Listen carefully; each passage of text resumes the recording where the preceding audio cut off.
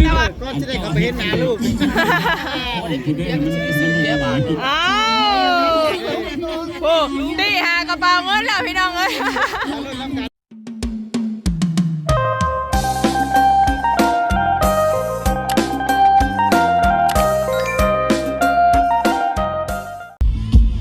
เอาเปิดภาพขึ้นมาก็เจอกับเมน้องธิดาลาวพี่น้องเอ้ย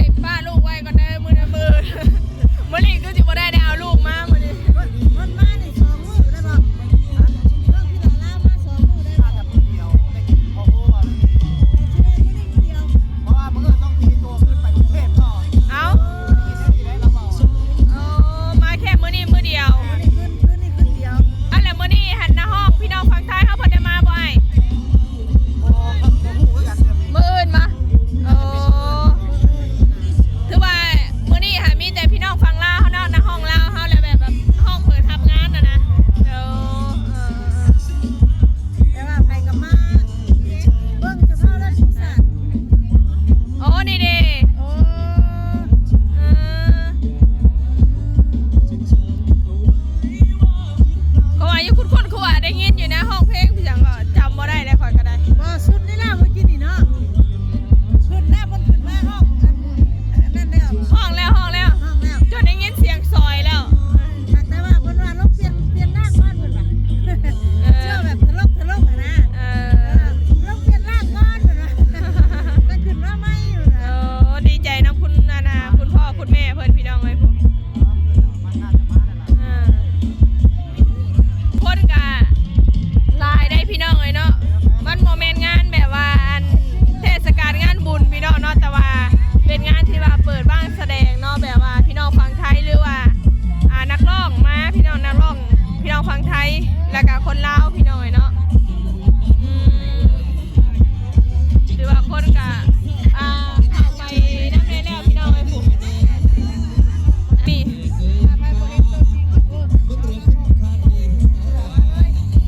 อันนี้นะเอฟซีตัวจริงเนาะตัวยงเลยนะ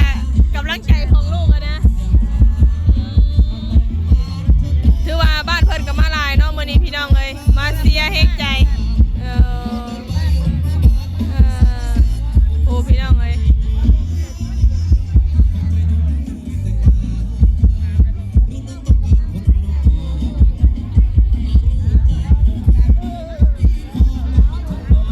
พ่อมู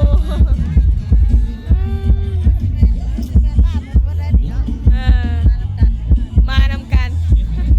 มาส่งแห้งใจเสียนน้องธิดาลาวพี่น้องเลยแต่ว่าบ่เห็นน้องธิดาลาวเพราะว่าเขาต้องได้เข้าไปในเนาะจังได้เห็นเลยก่อยกับพ่อแต่ถ่ายคลิปลูกผัวคอยไปทางใดมาดิผัวหายแล้วมาดิพี่น้องไปแล้วพี่น้องเลย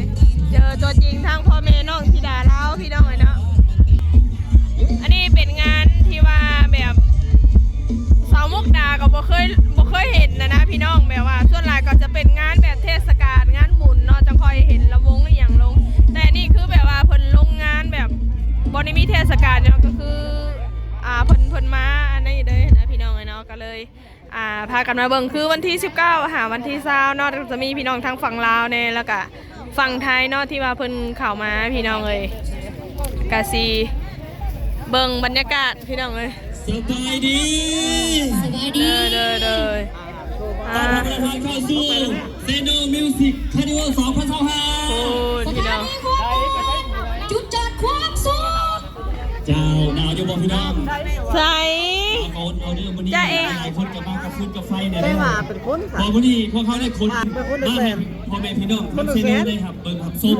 อันนี้แล้วน้องโมดีกันเก็บมุกกันแล้วเขาว่าเก็บ18และนี่สิสอนพ่อด้วยเก็บ18แสนว่ะขายเบียร์แก้ละ8 แสนเฮ้ยไปแล้วโอ้เต้าไล่เอาลูกบ้านนี่ตายแล้วค่อยมาม่วนมาลูกเฮียเอาอีกแล้วว่ะท่าถูใจป้าลูกในลูกถูใจก่อนใจม่วนบ่ม่วนโอ้ยพอป้าพี่น้องเอ้ยทางสาวแก้วเพิ่นสิเข่าบ่เจ้าเด้อแนวได้ปีนะคนละเท่าใดคนละแสน2คนก็2แสนข่อยบ่นี้ข่อยจะเข่าอยู่บ่นี้ได้ลูกข่อยหยดอยู่บ่นี้น่ะหยดอยู่คือสิข่าวบ่ได้พี่น้องเอ้ยมื้ออื่นก็สิเป็นงานคอนเสิร์ตใหญ่เบอร์1คือกันเนาะทางสาวแก้วเพิ่นสิข่าวพี่น้องเอ้ยลมแล้วบ้าไม่สิเป็นใจเสียเซ็นสโนคือเก่าเนาะหลากหลายทานกาซิคนละแสนกี่พี่น้องเอ้ยเป็นคนที่ว่ากำลังเป็นคนใส่ให้งานคือเขาสิเอากำลังใจฟังใจให้งานมีโปรโมชั่นพี่น้อง3 ปองแสนกีบเป็นผู้ชมทางแม่น้องธิดาเพิ่นก็สิข่าวแล้วพี่น้องเห็นแต่อยู่ในช่องหรือว่าอยู่ในต่างๆในช่องยูทูบ3 ปอง 3 คนมื้ออื่นเขาจะได้นำพาของไอ้ใหม่พี่ดมพรเนี่ยโอ้3 ปองแสน3 คนเขาเข้าใจได้ทันเจ้าเจอแม่ก็ต้องดีก็จะได้กลับไปเห็นหน้าลูกอ้าวโอ้ตีหากระเป๋าเงินแล้วพี่น้องเอ้ย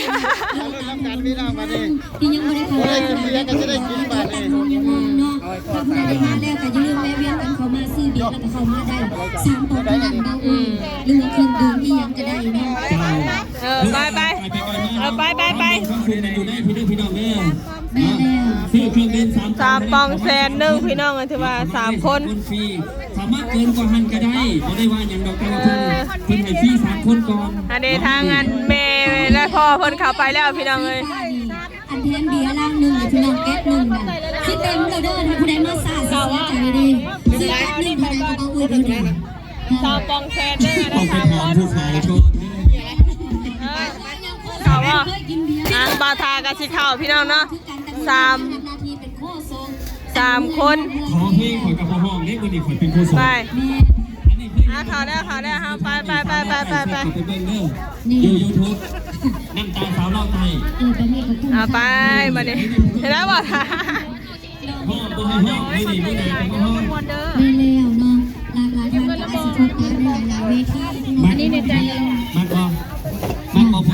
โปรโมชั่นพี่น้องเอ้ย อันมากแล้วติ๊บมาไว้ถ่าเด้อทั้งหน้าเวทีเด้อ เดี๋ยวตัวเราบอกว่าขอเงินใน2,000เจ้าให้เรา จะจับมือคนกระสิหัวซักลงหันแล้ว ก็เจ้าไว้ให้ละข้อออกไป แมนพิธีกรโคตรโซกเดี๋ยวออกไปบ่ได้อยู่หันพิธีเพิ่นว่าคาร่ำเพิ่นว่าเนาะเอาพ่อแม่พี่น้องเพื่อบ่เป็นการซักซ่าเสียเวลาเฮาสิได้พ่อแม่พี่น้องมาพบปะกับกันความบันเทิง ความบันเทิงต่อไปเนาะประมาณ10ไก่น้องได้เบิ่งได้ซุ่มแบบจู้ใจเลยมื้อนี้ไกลไปไกลมาเซิร์ชเด้อพี่น้องเด้อเข้ามามวนมากคืนน้ำกันนอน เอาอย่าหนีป้ากันเด้อพี่น้องในของดีอยู่ทางท้ายเด้อถ้าผู้ใดเมื่อก่อนเสียใจอีหลีเลย มันสะท้อนแสงไฟพี่น้องเลย เสียงสวรรค์เฮาแน่ นั่งแล้วไปเอาเด้อของฟรีค่ะเด้อ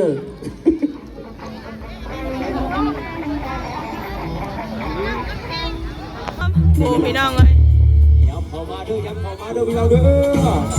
พันกุ้งมาดิ อยู่กับทีมงานเสียงสวรรค์กันไปแล้วกัน